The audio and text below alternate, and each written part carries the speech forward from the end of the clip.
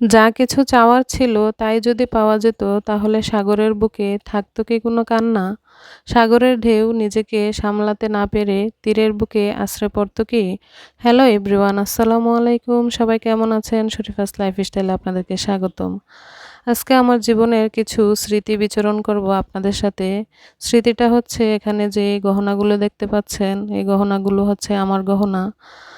আমার বিবাহিত জীবনের ১ম গহনা। সেই হিসাবে এটা আমার কাছে স্মৃতি হয়েই থাকবে। মানে এতদিন স্মৃতি হয়েছিল বিয়ের স্মৃতি হিসেবে। তো জীবনের মাঝ পর্যায়ে এসে এখন তো নিজের পছন্দ মতোই সবকিছু কেনাকাটা করি। নিজের যেটা ভালো লাগে সেটাই কিনি। কেউ তো আর বাধা দেয় না। নিজের চাহিদা মতো নিজেই জিনিস কিনি, নিজেই পছন্দ করি, আবার নিজেই ব্যবহার করি। তো এই গহনাটা ছিল আমার বিয়ের গহনা, যেটা আপনাদের ভাইয়া নিজে পছন্দ করে আমার জন্য কিনে এনেছিলেন সিঙ্গাপুর থেকে। উনি তখন সিঙ্গাপুরে থাকতেন। তো এখন তো বললামই আমার পছন্দ মতোই আমি সবকিছু কিনি। যেহেতু উনি এখন দেশের বাহিরে আর থাকে না, বাংলাদেশেই থাকে। তো এখন আমি সাথে গিয়ে যেটা আমার পছন্দ হয় সেটাই কিনে নিয়ে আসি। তো এজন্যই এই গহনাটার প্রতি আমার এত আকর্ষণ, এত ভালো লাগা যে উনি নিজে পছন্দ করে আমার জন্য এই গহনাটা এনেছিলেন। আমারও বেশ পছন্দ হয়েছিল। তো অনেক বছর তো নিজের কাছে স্মৃতি হিসেবে রেখে দিলাম। এখন আর রাখা সম্ভব হলো না বিদায়ী গহনাটা আমার ছেড়ে দিতে হচ্ছে।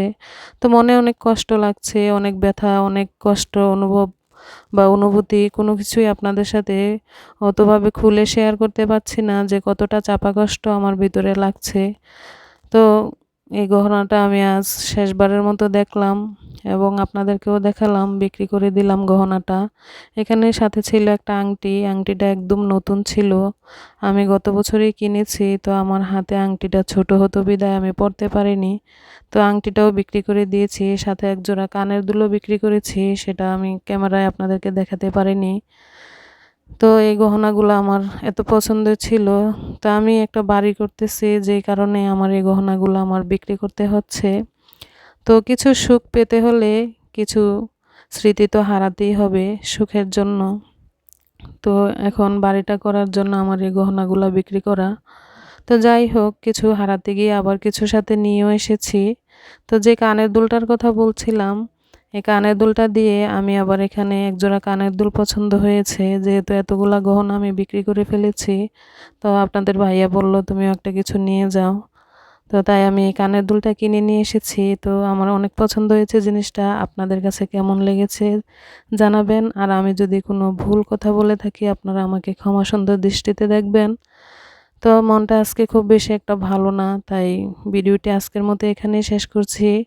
আপনারা কে কোথা থেকে দেখছেন, ভিডিওটি কেমন লেগেছে, ভালো লাগলে অবশ্যই লাইক কমেন্ট শেয়ার করবেন। আপনারা পরবর্তী ভিডিওর জন্য অপেক্ষা করবেন। আজকের মতো এখানেই বিদায় নিচ্ছি। আল্লাহ হাফেজ।